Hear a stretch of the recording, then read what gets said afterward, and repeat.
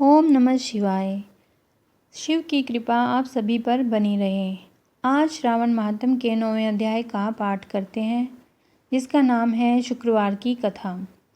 भगवान शंकर ने सनत कुमार से कहा, अब मैं तुम्हें शुक्रवार की कथा कहता हूँ, जिसे सुनकर प्राणी समस्त विपत्तियों से छूट जाता है।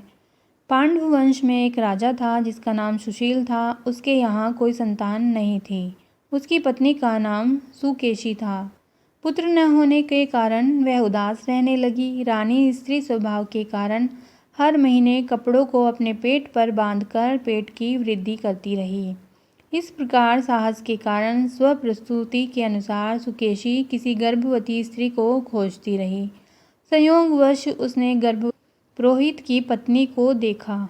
कपटी रानी ने प्रसव के समय में दाई का कार्य करने वाली अन्य किसी स्त्री को इस काम के लिए नियुक्त किया। उस दाई को एकांत में बहुत सा धन दिया और अपने गर्भ के अनुकरण की सब बातें कह सुनाई। पुरोहित की पत्नी का प्रसव का समय नज़दीक आया। यह सुन उसी तरह दाई ने भी अपने वचन का पालन किया। पुरोहित की पत्नी दाई की बात नहीं जानती थी, अतः वह दाई की बातों का पालन करती थी। दाई ने पुरोहित की स्त्री के नेत्रों पर पट्टी बांध दी और उसके उत्पन्न हुए पुत्र को रानी के पास भेज दिया। इस प्रकार रानी के पास उस पुरोहितानी के पुत्र के पहुंच जाने की किसी को भी कोई खबर न हुई। इस नाटक को कोई न जान सका। रानी ने अपनी दासियों द्वारा राजा को खबर कर दी कि उनके यहाँ लड़का पैदा हुआ है। उधर दाई ने पुरोहितानी के नेत्रों से पट्टी खोल दी। वह अपने साथ मांस की एक पिंडी लाई थी। दाई ने पुरोहितानी को वह मांस की पिंडी दिखाते हुए कहा, यह अनिष्ट हुआ है। अपने पति से इसकी शांति करवाना। पुत्र नहीं हुआ तो न सही, तुम्हारे प्राण तो बच गए।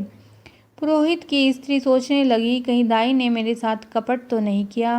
राजा ने जब पुत्र उत्पन्न होने की बात सुनी तो जात कर्म आदि करके ब्राह्मणों को गज, अश्व, रथ आदि दान में दिया।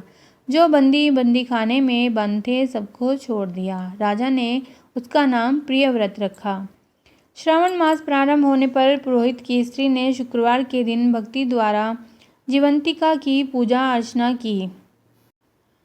दीवार पर बहुत से लड़कों के सहित जीवंतिका की तस्वीर बनाई और 5 दीपक जलाकर पुष्पमाला से पूजा अर्चना की। गेहूं के आटे के दीपक बनाकर जलाती और स्वयं भी गेहूं के आटे को शुद्ध घी में पकाकर भोजन करती। भोजन के पश्चात जीवंतिका से प्रार्थना करती, जहाँ पर भी मेरा पुत्र हो उसे सुरक्षित रखना। इस प्रकार प्रार्थना करने के पश्चात वह कथा सुनती और यथाविधि नमस्कार करती। जीवंतिका के प्रसाद से वह बालक राजा के यहाँ चांद की तरह बढ़ने लगा। जीवंतिका उसकी रात दिन रक्षा करने लगी। कुछ समय बाद राजा का स्वर्गवास हो गया। पितृभक्त पुत्र ने पिता की पारलौकिक क्रिया संपन्न कराई। इसके बाद मंत्रिमंडल ने उसको राज सिंहासन पर बैठा दिया। उसने कुछ काल तक राज्य का शासन भलीभांति किया। इसके बाद वह राज्य का भार मंत्रियों को सौंपकर पितृऋण से मुक्ति पाने के लिए गया जी को रवाना हो गया। उसने यह यात्रा कार्पटिक वेश में की। रास्ते में वह किसी गृहस्थी के घर पर ठहरा। उस गृहस्थी के यहाँ पुत्र हुआ था। इससे पहले के 5 पुत्रों को षष्ठी देवी ने मार डाला था, परंतु इस बालक को षष्ठी देवी नहीं मार सकी। राजा के वहाँ रहने के कारण जीवंतिका देवी उसकी रक्षा कर रही थी। गृहस्थ ने जब अपने लड़के को जीवित अवस्था में देखा तो उसको विश्वास हो गया कि यह बालक अतिथि के कारण ही जीवित है। उसने राजा से एक दिन घर पर ठहरने की कृपा की, क्योंकि आपकी कृपा से ही मेरा यह छठा पुत्र जीवित है, ऐसे कहा। गृहस्थ के प्रार्थना पर राजा एक दिन के लिए उनके यहाँ रुक गया। फिर वह गया जी चला गया। उनके वहाँ पिंडदान देने लगा। पिंड देते समय उसे बड़ा आश्चर्य हुआ। उसने देखा कि पिंड को ग्रहण करने के लिए 2 हाथ बाहर निकले हैं। एक विद्वान ब्राह्मण से उसने पूछा, यह सब क्या मामला है? ब्राह्मण बोला, ये दोनों हाथ तुम्हारे पिता के हैं। घर जाकर अपनी माता से पूछना कि ऐसा क्यों हुआ, तुम्हारी माता ही बताएगी। लौटते समय राजा फिर उसी गृहस्थी के यहाँ ठहरा। उसके यहाँ अब दूसरा पुत्र पैदा हुआ था, जो केवल 7 दिन का था। इस लड़के को लेने जब षष्ठी देवी आई तो जीवंतिका देवी ने उसे बालक को नहीं ले जाने दिया। षष्ठी देवी ने जीवंतिका देवी से पूछा, आप इन लड़कों को क्यों बचा रही हैं? इसकी माँ ने कौन सा व्रत किया है जो दिन रात आप इसकी रक्षा करती हैं। राजा भी उस समय जाग रहा था। वह दोनों देवियों की बात सुन रहा था। वह नींद का बहाना करके पड़ा रहा।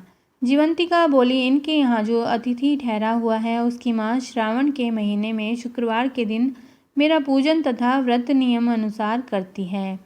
वह नियम क्या है और किस प्रकार किया जाता है वह सब तुम्हें बताती हूँ। इसकी माँ उस दिन हरे रंग के वस्त्र और हरे रंग की चूड़ियाँ नहीं पहनती, चावल के दोवन को कभी नहीं लांघती, हरे पत्तों के मंडप के नीचे नहीं जाती, हरे रंग की साग सब्जी नहीं खाती। यह सब कुछ वह मेरे लिए ही करती है तथा उसके पुत्र की रक्षा करती हूँ। षष्ठी देवी और जीवंतिका देवी का वार्तालाप सुनकर राजा सुबह उठकर अपने राज्य में आया।